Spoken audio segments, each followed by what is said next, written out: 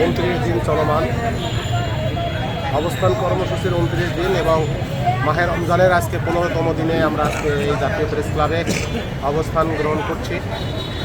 আমাদের দাবি ছিল 4159টা বিদ্যালয় 2013 সালের তৎকালীন যে সরকার দায়িত্বে ছিল সেই স্বৈরশাসক আমাদেরকে জামাত বিএনপির দোহাই দিয়ে এই রাজনৈতিক প্রতিহিংসার কারণে আমাদেরকে যে জাতীয়করণ থেকে বাদ করে রেখেছে সেই বিদ্যালয়গুলো জাতীয়করণের দাবিতে আমরা কিন্তু এখানে এই জাতীয় প্রেস ক্লাবের সামনে গত 16 ফেব্রুয়ারি থেকে আমরা এখানে কিন্তু অবস্থান গ্রহণ করছি।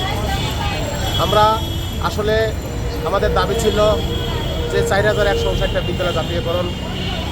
আমরা গত 25 এবং 27 জানুয়ারি পর্যন্ত এখানে অবস্থান কর্মসূচি লং মার্চ করার পর আমরা প্রায় 1.5 যুগ পর এই বর্তমান সরকারের কাছ থেকে মাননীয় প্রধান উপদেষ্টার কার্যালয় থেকে একটা চিঠি ইস্যু হয়েছে। সেই চিঠি কিন্তু সচিবালয়ে এসেছে এবং আমরা সিনিয়র সচিব, অতিরিক্ত সচিব, যুগ্ম সচিবের সাথে আমরা বসেছি এবং আলোচনা করেছি। তারা আমাদেরকে আশ্বস্ত করেছেন এবং তারা আমাদেরকে বলেছেন যে আমাদের চিঠির সার সংক্ষেপ অলরেডি সেটা প্রধান উপদেষ্টার কার্যালয়ে প্রেরণ করেছেন। আমরা সেই চিঠি প্রেরিত হওয়ার পর আমরা আবারও এই জাতীয় প্রেস ক্লাবে অবস্থান গ্রহণ করি এবং আমরা গত 12 তারিখে আমরা মাননীয় প্রধান উপদেষ্টার কার্যালয় থেকে আবারও লং মার্চ করি। আমাদের উদ্দেশ্য ছিল এই শিক্ষকদের নিয়ে একটা স্মারকলিপি প্রদান করব, কিন্তু আমরা আমাদের এই যে লং মার্চ সেটা ছিল পূর্ব ঘোষিত লং মার্চ, কিন্তু এই লং মার্চ চলাকালীন সময় পুলিশের পূর্ব ঘোষিত কোনো অ্যালার্ম ছাড়াই আমাদের উপর যে পৈশাচিক বা যে নির্যাতন বা অবিচার করেছে, এটা আমরা মনে করি বাংলাদেশের যত শিক্ষক আছে তাদের প্রত্যেকটি শিক্ষকের গায়ে হাত লেগেছে। কারণ এই শিক্ষকেরা অত্যন্ত ভদ্র মানুষ, আমরা কোনো বেআইনি কোনো কার্যকলাপ করিনি।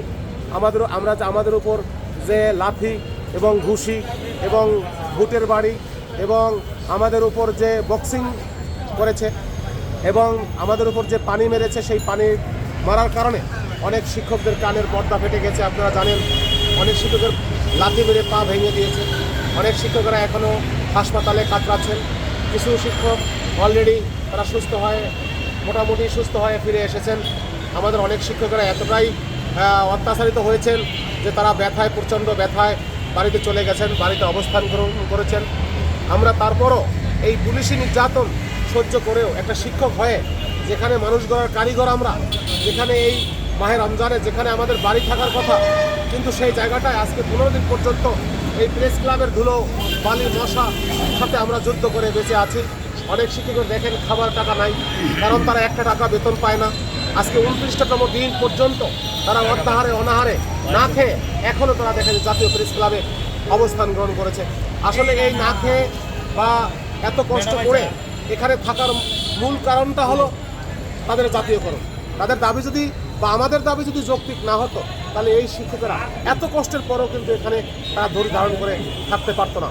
এখানে একদিকে শিক্ষকরা যেমন তাদের ন্যায্য অধিকার থেকে বঞ্চিত হচ্ছে, তেমনি অনেক শিক্ষার্থীরা তাদের মৌলিক অধিকার থেকে বঞ্চিত হচ্ছে। আমরা ছাত্র জনতার আন্দোলনের মধ্য দিয়ে আমরা